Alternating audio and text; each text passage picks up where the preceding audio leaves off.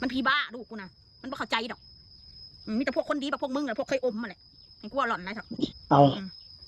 แม่ว่าลูกมึงเป็นบ้าอีห่ามันจะเป็นบ้าเอามีแต่มึงที่เว้าอุ๊ยพ่อเขาเว้ากับแม่ก็พ่อต้องเป็นผู้เว้าเขาจังเว้าอีห่าเอ้ย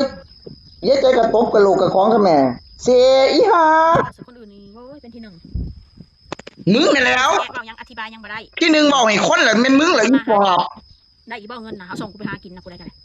เอามาอวดแน่กูอยากเห็นเด้ได้สู้นะเอา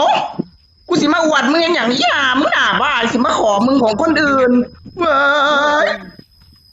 เป็นอย่างเสียใจบ่เสียใจจีเสียใจบ่ถ้าทายคนอื่นแล้วเขาเฮ็ดได้เงินเสียใจเขาบ่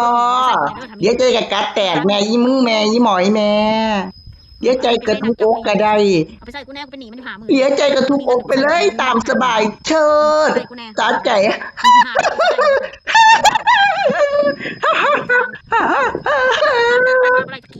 เย้ทำได้เป็นฟองเลยอีหน่าไล่คิดตูอีมลเพชอีหน่าไล่คิดตูเป็นแม่มาแม่อยากได้แล้วก็เอาดีๆแค่กฎหมายเขาคุ้มครองลูกหนี้แค่บ้าอีสัตว์จังกันจังทีมึงก็บ่เบิ่งแน่ช่อง YouTube คนอื่นเขาทำเขามีแต่จะได้ดีกับได้ดีมีแต่ FC ฮักแกงได้ดี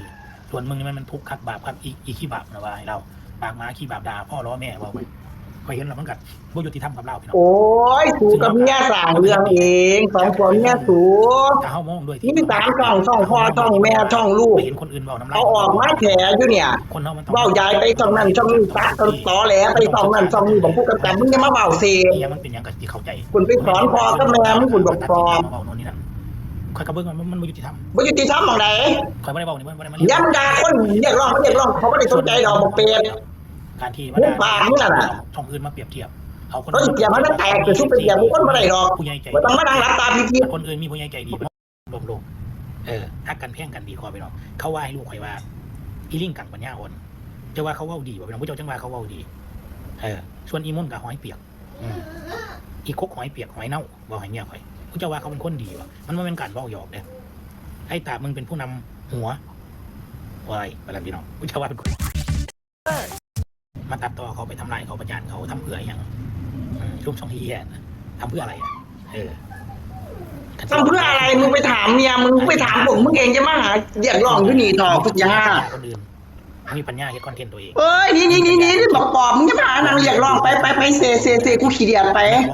กูก็ไปมึงคลิปถูกูบ่อธิบายดอกกูบ่อธิบายกับถูดอกพวกสมองถูมันตอแหลนี่กาบรถบอกปอบมึงกูบ่ได้สอนดอกบอกไปเซ